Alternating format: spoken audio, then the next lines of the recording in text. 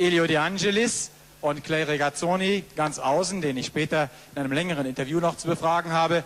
Erste Frage, meine beiden Gäste, können Sie die Übersetzung verstehen und hören? Ja, genug, sagt er, bastante. Dann die erste Frage an Michele Alboreto, der einen Ferrari fährt und im Moment die Gesamtwertung in der Formel 1 einführt. Was sagen Sie zu Theo Fabis Pole Position? Naja, ich glaube, dass er eine sehr gute Zeit gefahren ist. Ich bin überzeugt, dass er auch sehr gut gefahren ist, abgesehen davon, dass er natürlich ein hervorragendes Fahrzeug und sehr gute Reifen hat. Hätten Sie heute die Chance gehabt, ihn noch zu unterbieten in der Zeit, wenn das Wetter trocken geblieben wäre?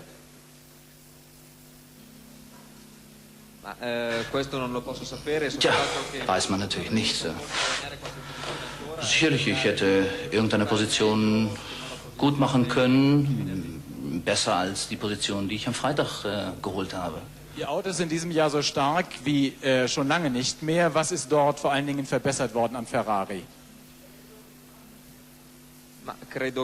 Nun, eigentlich alles. Das Fahrgestell, Motor. Insgesamt die ganze Abstimmung des Fahrzeugs, würde ich sagen. Und wir haben auch inzwischen ein zuverlässiges Fahrzeug und wir haben nicht mehr die Pannen und die Schäden und Schwierigkeiten, die wir im letzten Jahr hatten. Theo Fabi hat noch nie in der Pole Position gestanden. Ist das ein Handicap für diejenigen, die hinter ihm stehen? Die Frage möchte ich dann auch an Elio De Angelis stellen, aber zuerst an Michele Alboreto. Nun, ich glaube nicht, dass es ein Handicap ist. Wenn es für ihn ein Problem sein sollte, ich nehme gerne seinen Platz ein. Elio, was sagen Sie dazu? Es ist ja immer sehr schwer, wenn vorne in den ersten Reihen jemand stehen bleibt beim Start. Das ist die gefährlichste Situation überhaupt im Rennen. Und andere fahren auf ihn auf.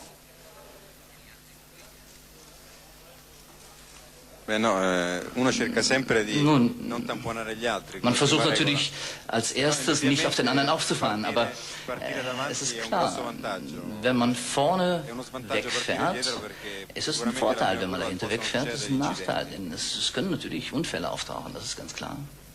Sie haben uns so wunderbar eingestimmt hier durch Ihr Spiel am Flügel. Was konnten Sie eher, Auto fahren oder Klavier spielen?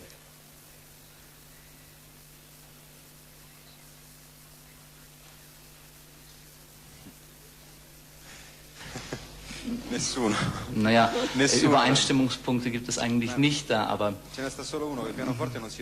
eine Sache vielleicht, ein Klavier geht nie kaputt und ein Fahrzeug kann sehr oft kaputt gehen. Was haben Sie erst den Führerschein gemacht oder erst Klavier spielen gelernt?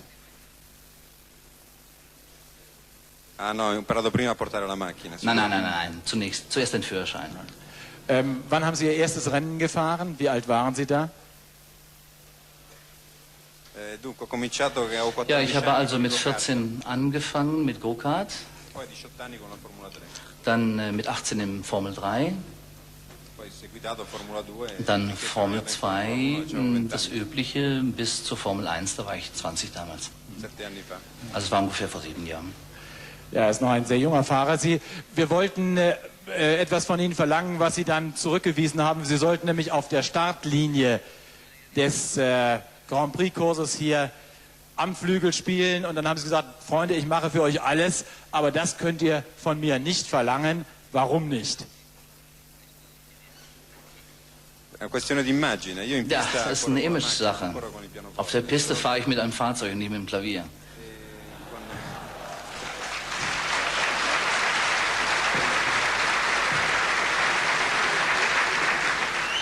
Ich glaube, das sind zwei total verschiedene Sachen. Das eine ist meine Arbeit, das andere ist mein Privatleben. Und man sollte beides nicht vermischen, meine ich doch. Sind Sie ein bisschen abergläubisch? Ist das auch ein Grund?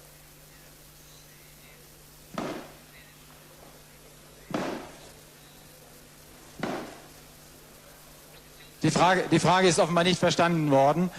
Sind Sie ein wenig abergläubisch und haben es deshalb nicht gewollt, mit dem Flügel an der Startlinie zu stehen? No, no, è solamente una questione di professionalità, sono due cose completamente diverse. Der Professionalität, das sind zwei völlig verschiedene Sachen. Und es hat nichts damit zu tun, ob man jetzt nun abergläubisch ist oder nicht. Ich habe eine Frage an Kike Rosberg. Domanda. Vielen Dank. Molto grazie, signori.